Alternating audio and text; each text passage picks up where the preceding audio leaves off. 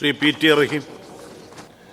Sir, Palakkad, Malappuram, Kozhikode ജില്ലകളിലൂടെ കടന്നുപോകുന്ന greenfield highway സ്ഥലമെടുപ്പുമായി ബന്ധപ്പെട്ട് ജനങ്ങളുടെ ആശങ്കകൾ പരിഹരിക്കുന്നതിന് വേണ്ടി ഉദ്യോഗസ്ഥന്മാരുടെയും 3 ജില്ലകളിലെയും മുഴുവൻ ജനപ്രതിനിധികളുടെയും യോഗം ബഹുമാനപ്പെട്ട മന്ത്രി വിളിച്ച് ചേർത്തിരുന്നു കോഴിക്കോട്ട്. ന്യായമായ വില ഇരകൾക്ക് നൽകാമെന്നുള്ള ഉറപ്പ് നൽകിയതിൻ്റെ അടിസ്ഥാനത്തിൽ യാതൊരു ആക്ഷേപവും കൂടാതെ സ്ഥലം നൽകാൻ എല്ലാ ആളുകളും തയ്യാറായി സർ. പക്ഷേ കുറേ ആളുകൾക്ക് പണം നൽകിയതിന് ശേഷം ഇപ്പോൾ ദേശീയപാത അതോറിറ്റി അതിന് വിഘാതം സൃഷ്ടിക്കുകയും പണം നൽകുന്നത് മരവിപ്പിക്കുകയും ചെയ്തിരിക്കുകയാണ്. പെരുമണ്ണ ടൗണിലെ കീറി മുറിച്ചാണെന്ന് പോകുന്നത്. അവിടേക്ക് ആക്സസ് പോലും ഈ പാതയിൽ നിന്നില്ല. എന്നിട്ട് പോലും ജനങ്ങൾ എല്ലാവിധത്തിലും ഈ കാര്യത്തിൽ സഹകരിക്കുകയുണ്ടായി. പക്ഷേ ദേശീയപാത അതോറിറ്റിയുടെ ഈ നടപടി വളരെ ഗുരുതരമായ പ്രതിസന്ധിയാണ് ഉണ്ടാക്കിയത്. ഇപ്പോൾ എല്ലാവരും ഹൈക്കോടതിയെ സമീപിച്ചിരിക്കുകയാണ്. ഇത് റോഡ് നിർമ്മാണവുമായി ബന്ധപ്പെട്ട് കൂടുതൽ തടസ്സം സൃഷ്ടിക്കുന്ന ആയതുകൊണ്ട് ബഹുമാനപ്പെട്ട മന്ത്രി ഈ കാര്യത്തിൽ നഷ്ടപരിഹാരം പൂർണ്ണമായി നൽകുന്നതിന് ഉറപ്പുവരുത്താനുള്ള നടപടി സ്വീകരിക്കണം എന്നാണ് എൻ്റെ സബ്മിഷൻ. ബഹുമാനപ്പെട്ട റവന്യൂ ഭവന നിർമ്മാണ വകുപ്പ് മന്ത്രി. സാർ, ബഹുമാനപ്പെട്ട അംഗം ശ്രീ പി.ടി. റഹീം ഉന്നയിച്ച പ്രശ്നം വളരെ ഗൗരവമുള്ളതാണ്. ഗൗരവത്തോടു കൂടി തന്നെ സർക്കാർ കണക്കിലെടുക്കുന്നതാണ്. പാലക്കാട്, മലപ്പുറം, കോഴിക്കോട് ജില്ലകളിലൂടെ കടന്നു പോകുന്ന ഗ്രീൻഫീൽഡ് ഹൈവേ എന്നറിയപ്പെടുന്ന ദേശീയപാത 966 വേണ്ടി കോഴിക്കോട് ജില്ലയിൽ പെരുമണ്ണ, ഒളമണ്ണ വില്ലേജുകളിൽ നിന്നാണ് ഭൂമി ഏറ്റെടുക്കുന്നത്.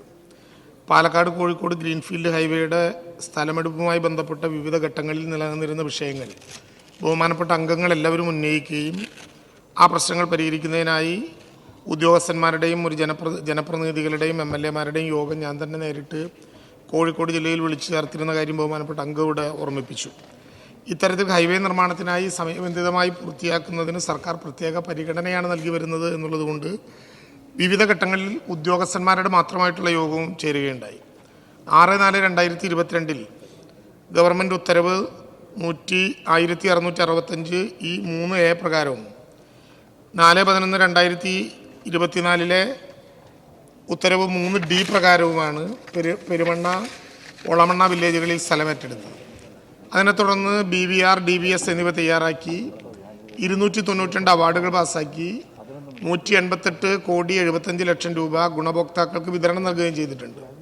എന്നാൽ BVR തയ്യാറാക്കിയതിൽ അപാകത ചൂണ്ടിക്കാണിച്ച് ബഹുമാനപ്പെട്ട അംഗം പറഞ്ഞതുപോലെ നാഷണൽ ഹൈവേ അതോറിറ്റി പ്രോജക്റ്റ് ഡയറക്ടറാണ് ജില്ലാ കളക്ടർ അഥവാ ആർബിട്രേറ്റർ മുമ്പാകെ ആർബിട്രേഷൻ കേസ് ഫയൽ ചെയ്തത്.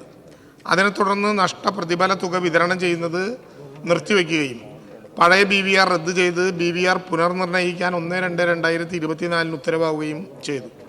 ആയതിനെ തുടർന്ന് സ്പെഷ്യൽ ടീമിനെ നിയോഗിച്ച് BVR പുനർനിർണ്ണയിച്ച് 30/4/2024 BVR അംഗീകരിക്കുകയും ചെയ്തിട്ടുണ്ട്.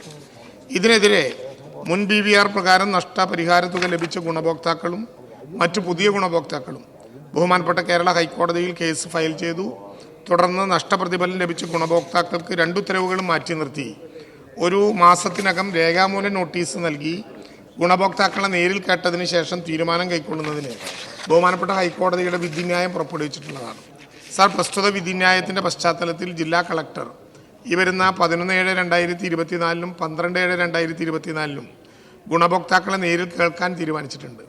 ഗുണഭോക്താക്കൾ തന്നെ കോടതിയെ സമീപിക്കുകയും കോടതി ഉത്തരവ് പുറപ്പെടുവിക്കുകയും ചെയ്തതിൻ്റെ അടിസ്ഥാനത്തിലാണ് പ്രസ്തുത ഉത്തരവിൻ പ്രകാരമുള്ള നടപടികൾ ആരംഭിക്കേണ്ടി വന്നത്. സാർ, കോടതി വിധി പ്രകാരം ഗുണഭോക്താക്കളെ ജില്ലാ കളക്ടർ നേരിട്ട് കേട്ട് തീരുമാനമെടുത്തതിന് ശേഷം നിയമവശങ്ങൾ കൂടി പരിഗണിച്ചുകൊണ്ട് ഇക്കാര്യത്തിൽ സമയബന്ധിതമായ നടപടി സ്വീകരിക്കുന്നതാണ്.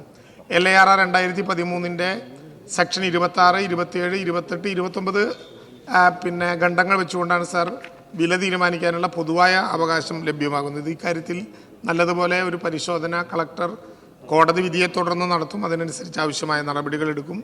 അപ്രോച്ച് റോഡില്ല എന്ന പ്രശ്നം ബഹുമാനപ്പെട്ട അംഗം ഉന്നയിച്ച പ്രശ്നം നമുക്ക് തീരുമാനിക്കാനാവില്ലെങ്കിലും ബന്ധപ്പെട്ട അധികാരികളുടെ ശ്രദ്ധയിൽ സർക്കാർ തന്നെ പെടുത്തുകയും ചെയ്യാം. ഈ കാര്യങ്ങളിൽ ആവശ്യമായ നടപടി സമയബന്ധിതമായി പൂർത്തീകരിക്കും എന്ന് ബഹുമാനപ്പെട്ട അംഗത്തെ അറിയിക്കുന്നു.